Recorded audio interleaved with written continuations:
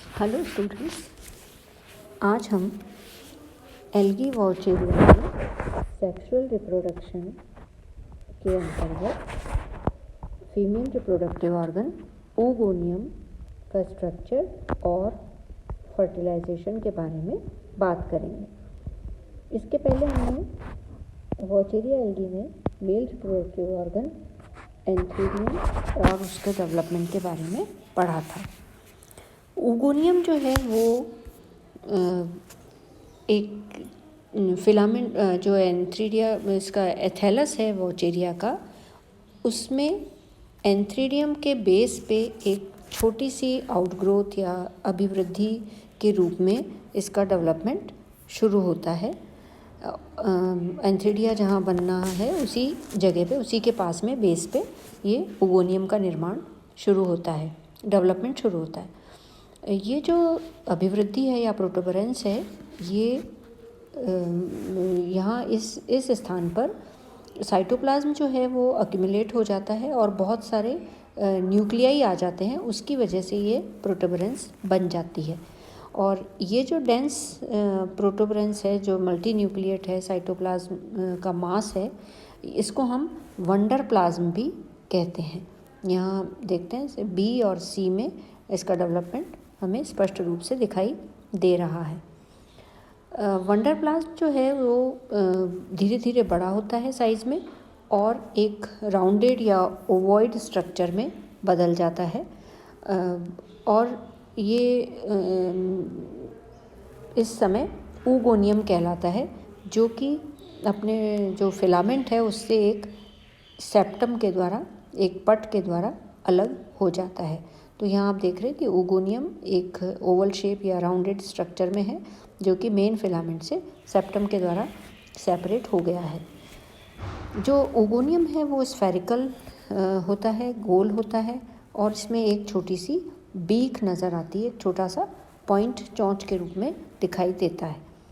इसमें single nucleus होता है और बहुत सारे क्रोमेटोफोर्स दिखाई देते हैं।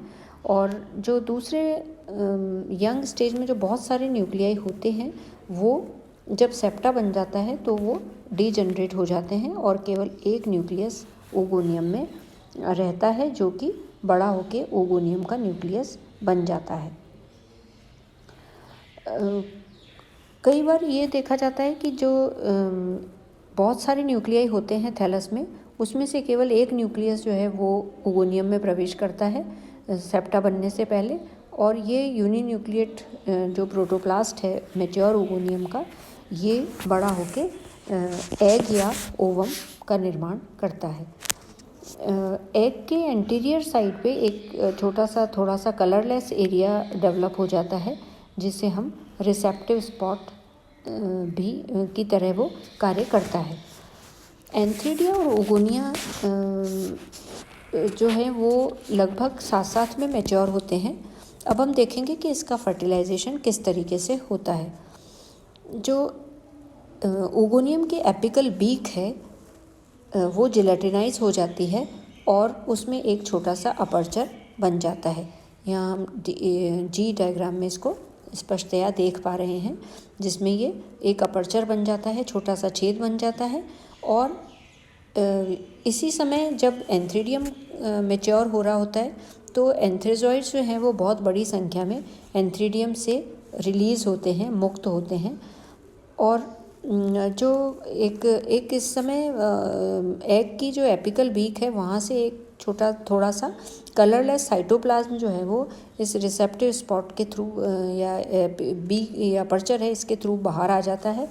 और बहुत सारे एंथ्रेजॉइड्स जो एंथ्रीडियम से निकलते हैं वो इस ड्रॉप में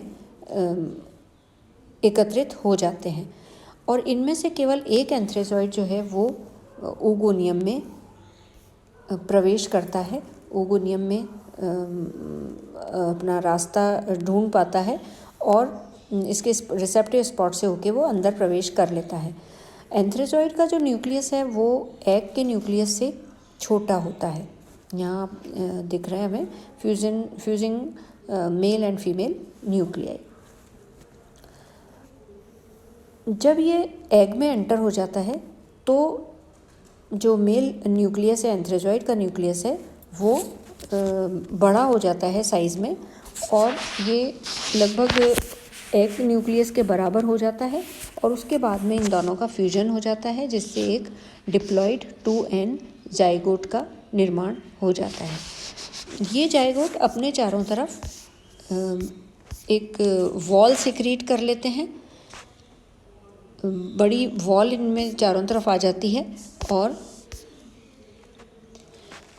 3 से 7 लेयर की ये वॉल हो सकती है। और अब इस जाइगोट को हम oospore कहते हैं। oospore की जो वॉल है वो थिक लेयर्ड वॉल है, उसमें 3 से 7 लेयर्स पाई जा सकती हैं। जाइगोट का जो या oospore का जो प्रोटोप्लास्ट है उसमें ड्रॉपलेट्स, ऑयल ड्रॉपलेट्स मिलती हैं और जाइगोट जो है वो इनिशियली ग्रीन कलर का होता है। जब फर्टिलाइजेशन होता है तो वो ग्रीन कलर का दिखाई देता है, लेकिन बाद में धीरे धीरे ये रेड हो जाता है क्योंकि इसमें क्लोरोफिल जो है वो नष्ट होने लग जाता है। ये उसमें ओगोनियम में रहता है कुछ समय के लिए। जो oospore है वो ओगोनियम में कुछ समय के लिए रहता है, उसके बाद में ये ओगोनियम की वॉल जब जेलेटिनाइज हो जाती है तो ये इससे लिबरेट हो जाता है, ओगोनियम के वॉल को डिजनरेट करके बाहर निकल जाता है। ये जो oospore है या जाइगोट है ये डॉर्मेंट रहता है कुछ महीनों तक जर्मिनेशन होने से पहले, और ये जो डॉर्मेंसी की स्टेट है वो अनफेवरेबल कंडीशन की स्टेट हो जाती है। जैसे बहुत टेम्परेचर अगर है वातावरण में या पानी की कमी है वातावरण में, तो ये oospore अपनी रेस्टिंग स्टेज में रहता है। जब ये रेस्टिंग स्टेज ख़त्म हो जाती है, जब कंडीशंस फेवरेबल हो जाती हैं, तो ये oospore जर्मिनेट करता है और जर्मिनेट करके ये एक नया थैलस बना लेता है। लेकिन जर्मिनेशन करने से पहले oospore का जो डिप्लॉइड न्यूक्लियस है वो मियोसिस करता है या उसमें अर्धसूत्री विभाजन होते हैं और उससे 4 न्यूक्लियाई बनते हैं और इन चारों न्यूक्लियाई के बार बार विभाजित होने से एक संघ केंद्र की या सिनोसिटिक थैलस वॉचेरिया का नए थैलस का निर्माण होता है। तो ये हमने इस तरीके से देखा कि वॉचेरिया जो है वो फिलामेंट जो उसका होता है एसेक्सुअल फिलामेंट या अगुणित फिलामेंट है, एन हैप्लॉइड फिलामेंट है, उसमें किस तरीके से उसका स्ट्रक्चर है और उसके बाद में वो कैसे नए वॉचेरिया का निर्माण कर लेता है। इसमें बीच बीच में जो भी घटनाएं हुई हैं तो ये पूरी उसकी लाइफ साइकिल कहलाती है।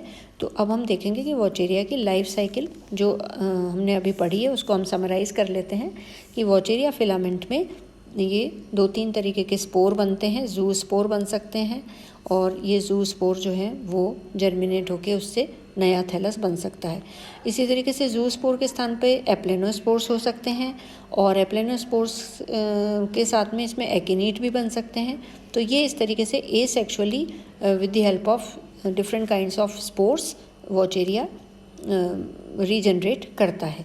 और सेक्सुअल रिप्रोडक्शन में इसमें 2 तरीके के स्ट्रक्चर्स बनते हैं, मेल और फीमेल रिप्रोडक्टिव ऑर्गन्स जो एंथ्रीडिया और oogonia कहलाते हैं। और एंथ्रीडिया oogonia होमोथैलिक हो सकते हैं, हेट्रोथैलिक हो सकते हैं, एक थैलस में पास पास बनते हैं और इनमें ये जो oospore है फर्टिलाइजेशन होता है, मतलब एंथ्रेजॉइड बनते हैं मेल रिप्रोडक्टिव पार्ट में, फीमेल में एग का निर्माण होता है, उसके बाद में इनमें फ्यूजन होता है और फ्यूजन होके ये oospore बन जाता है जो कि 2n होता है। और oospore जर्मिनेशन के बाद में नया थैलस, यंग थैलस वॉचेरिया का बना लेता है और इस समय यहाँ पे oospore में रिडक्शन डिवीजन होता है, मियोसिस होता है और इस मियोसिस के बाद में oospore का जो डिप्लॉइड न्यूक्लियस है वो हैप्लॉइड कंडीशन में बदल जाता है।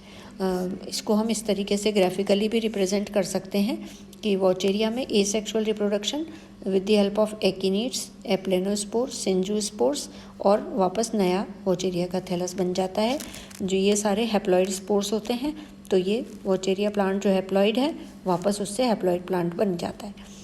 सेक्सुअल रिप्रोडक्शन में इसमें एंथ्रीडिया और oogonia डेवलप होते हैं जो कि हैप्लॉइड हैं और एंथ्रीडिया में एंथ्रेजॉइड का निर्माण होता है, oogonia में एग का निर्माण होता है और उसके बाद में इसमें फर्टिलाइजेशन फर्टिलाइजेशन के बाद में जो रचना बनती है उसे जाइगोट या oospore कहते हैं, और ये एक डिप्लॉयड रचना है। और डिप्लॉयड कंडीशन केवल जाइगोट द्वारा रिप्रेजेंट होती है, जैसे हमने दूसरी एल्गी में भी देखा। और उसके बाद जाइगोट में मियोसिस होता है, और मियोसिस के बाद में वो जर्मिनेशन करके इसका जो न्यूक्लियस है, हैप्लॉइड न्यूक्लियस, वो बार बार विभाजित होकर एक संकेंद्र के सिनोसिटिक थैलस वॉचेरिया का फिर से बना लेता है। तो वॉचेरिया की लाइफ साइकिल हैप्लॉन्टिक टाइप की लाइफ साइकिल हो जाती है, क्योंकि इसमें ज़्यादातर जो टाइम पीरियड है वॉचेरिया अपना हैप्लॉइड फेज़ में निकालता है। केवल इसमें जाइगोट या oospore जो है वो डिप्लॉयड कंडीशन में पाए जाते हैं। तो with this we complete algae Vaucheria and its life cycle. Thank you very much.